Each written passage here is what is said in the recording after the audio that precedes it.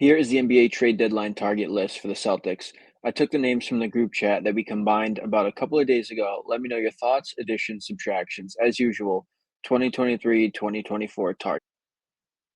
As the Celtics enter the second half of the 2023-2024 season, they find themselves currently with the league's best record. They have a formidable starting five and a decent bench, like all teams this time of year. As the February 8th trade deadline approaches, those in the playoff contention are scoring the rosters, some non-contenders, and looking to add depth for the long playoff run. Brad Stevens is at the final tweak stage of roster building, his attempt at raising banner number 18 with the squad he wants badly at to stone the last spring's collapse in Miami. The universal consensus is that the Celtics need a bigger wing player that would give the team another scoring option and size off the bench, all of which without going too crazy in talking an additional salary or expiring contracts. For the record, the 2023-2024 NBA salary cap is $136 million and the team as currently constructed is about 183 million depending on which calculations you consider. Most people think that the team is looking to add no more than around $6 to $7 million per year. The team at BSCN has put together a list of 8 potential targets that we think may be on Brad's radar to acquire before the February 8th trade deadline. Starting off with Lonnie Walker, he's a 6'4" guard drafted at Miami by the Spurs in 2018. This year is the first year with the Nets, and he's averaging 12.9 points, 2.3 rebounds, 1.5 assists, and a field goal percentage of 49.3% this year. The veteran has played in the past for the Spurs 4 years, as well as a year with the Lakers. While he lacks the overall size the Celtics are looking to find, he can score and is affordable, and he is on the books this year for just a little bit over $2.1 million. C.D. Osman, the 6'7" small forward from Turkey, was drafted in 2015 in the second round by the Timberwolves. After spending 6 years with Cleveland Cavaliers, Osman is now playing in San Antonio and has a stat line of 7.3 points per game while averaging 2.6 rebounds and 1.9 assists. His career average is 9.5 points per game while shooting at a 43% clip. His size would give them the larger wing they want, and his 2023-2024 salary is just a bit over $6.7 million.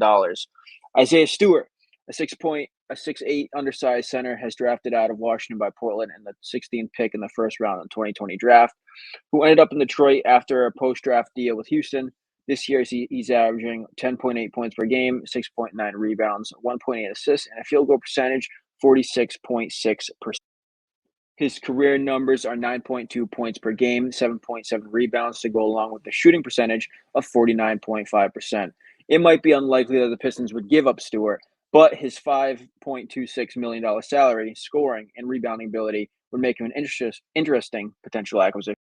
Alex Caruso played college ball at Texas A&M. The 6'5" shooting guard in his third season with the Chicago Bulls is averaging 9.8 points per game, 3.5 rebounds, 2.6 assists, and shooting below his career average of 43.9% and a disappointing 39.4% this year. Caruso played for the Lakers for 4 years prior to becoming a Piston. For his career, he is averaging 6.4 points per game and doing that at an average of 43.9% clip. His salary is a little above what Stevens may be looking to do, but he is a veteran that could supply a spark off the bench at a 2023-2024 salary of $9.46 million. Corey Kispert, the 6'6" small forward from the Wizards, is a player we think is on Stevens' radar. The former first-round number 15 overall pick out of Gonzaga is in the 2021 draft, is averaging 11.6 points per game, 2.2 rebounds, 1.5 assists, and shooting at a 48.8% this season. Now in his third year, he averaged 10 points a game and shot 48%. His three-point shooting has dipped down a bit this year at 37.9%. Is slightly down from his career averaging 38.8%. He has the size and scoring ability to provide a bench scoring for the Celtics, and a price at just $3.7 million is definitely affordable. Next up is Najee Marshall. The undrafted former Xavier product is a 6.6 small forward.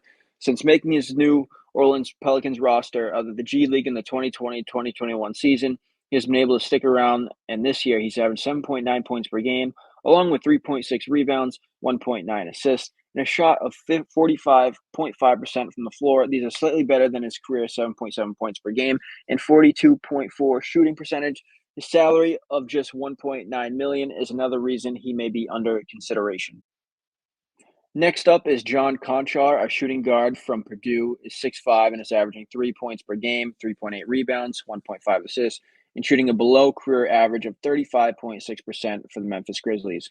His career numbers after 4+ seasons with the Grizzlies are 4.1 points per game, a shooting average of 46.9%.